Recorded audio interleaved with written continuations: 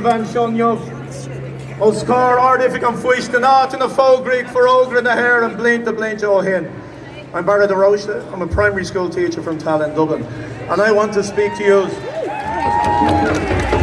Thank you. And I'd like to speak to you about primary school children, essentially. Before I do that, can I just commend everyone for being here today?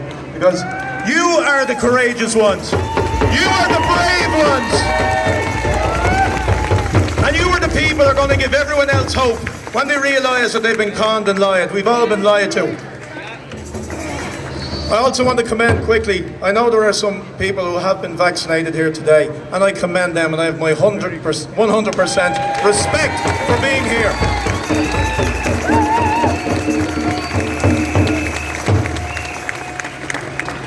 There are a lot of people deep down who know that they've been lied and conned, and they think it's too late to turn back. Well, the message to them is it's not too late to turn back. There's at least 300,000 of us waiting here with open arms to welcome you and support you, and let's unite together.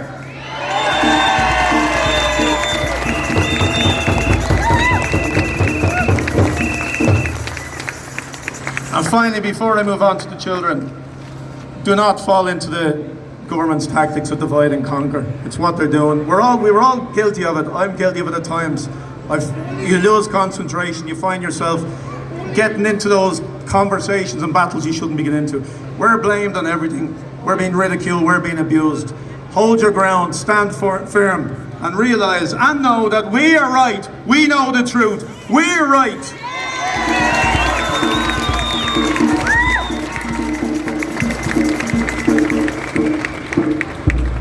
And take strength in the words of Dr. Vincent quoted WBH there. I'm going to quote Bobby Sands.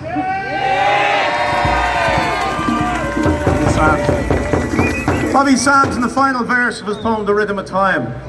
It's the way we are at the moment. Take solace from it. He says, "It lights the dark of this prison cell. It thunders forth its might.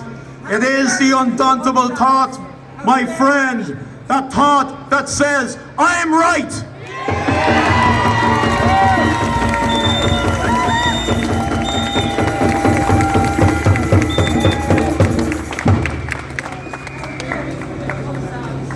Okay, the primary school children. A lot of you might not know who John Boyle is. I'll tell you who John Boyle is. John Boyle is the General Secretary of the Irish National Teachers Organisation. And John Boyle, up to about 6 weeks ago, 2 months ago, he was calling for the masking of primary school children. Children as young as 4 years of age. At the same time, HICWA, we're doing a risk assessment, or pretending to do a risk assessment, to decide whether to lower the age to under 12s. It turned out they didn't mandate it. Now, what people don't know, the reasons why HICWA did not mandate it was not because of any risk assessment they did. It's because they were inundated with calls and emails from parents and from the public expressing their disgust and abhorrence at even the notion of masking 4-year-olds, 5-year-olds up to the age of 12.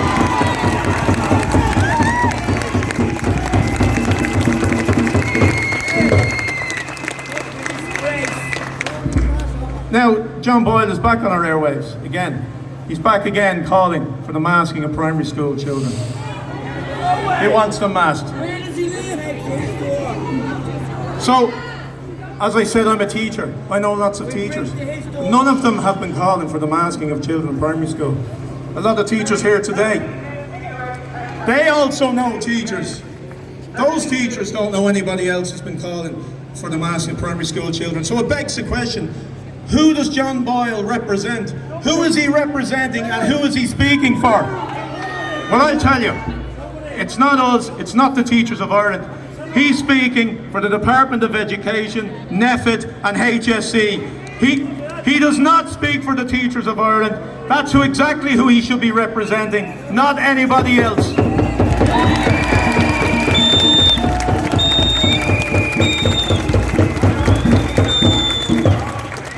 So I'll call on John Boyle. Now, John, grow a pair.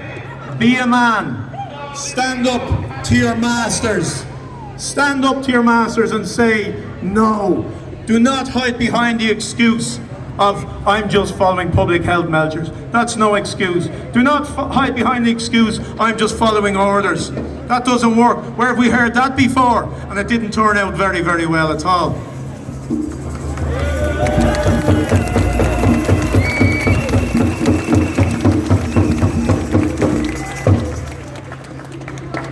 And now, John Boyle, do the right thing. Do the right thing. Be a man. Because, great point, there's a lot of men are lacking in this country at present right now. That's for sure. Men are lacking. It's Manana here, and it's all about the women. The women are leading the way here.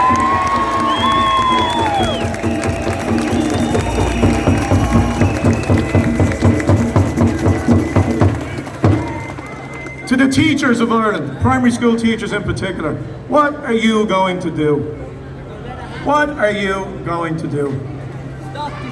As I said, I don't know any teachers who are calling for this, but I can guarantee there'll be lots of them who will be on Facebook and be on wherever else social media giving out about this, but you need to back up your words with actions.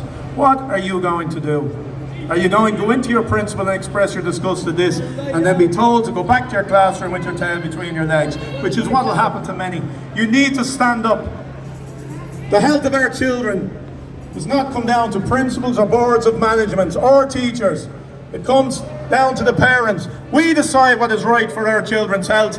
You decide what is right for your children's health.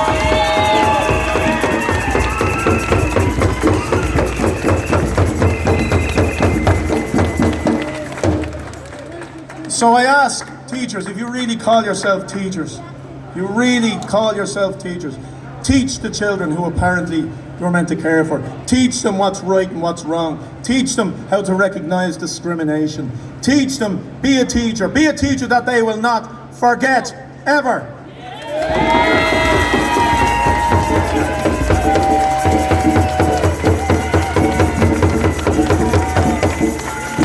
Again, teachers, you cannot hide behind the excuse, I'm just doing as I'm told. You can't hide behind that, it doesn't work at all. Do not stand idly by. Albert Einstein came out with a great quote. He said, the world will not be destroyed by those who do evil, but by those who watch without doing anything. Stand up for the children. Be a voice for the children.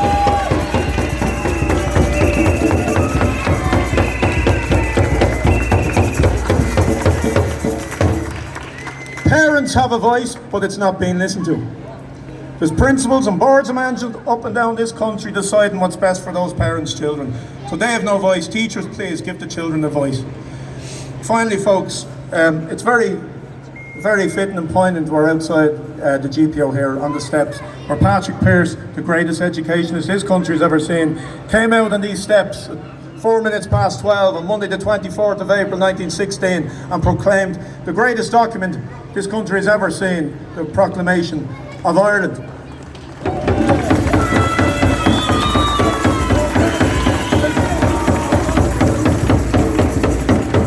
Patrick Pearse was a visionary, but not even Patrick could see or foresee what's happened to this country and the evil and the poison that has invaded its shores now today. What a courage.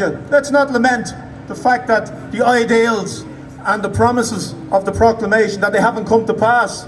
They're not happening. They're not to be seen today. Instead, take and use the courage, the passion and the fight that was behind the creation of that document in the first place, and use that courage and that passion and that fight today for this war.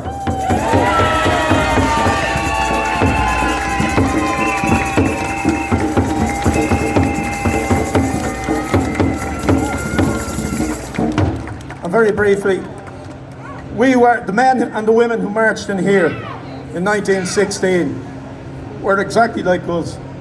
Okay, they were shunned, they were a minority, they were ridiculed, they were abused for doing what they did. And we all know how that turned out, folks. So take hope in that. Take hope in that. The movement will swing the other way. People will soon see that we were right.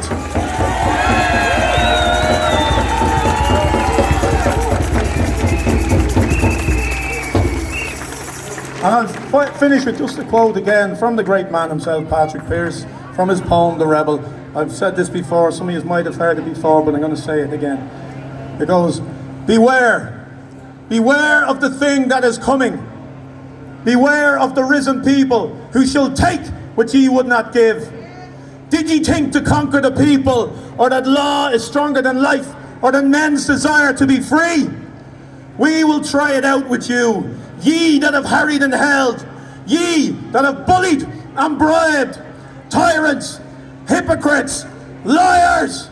Go to me, Michael.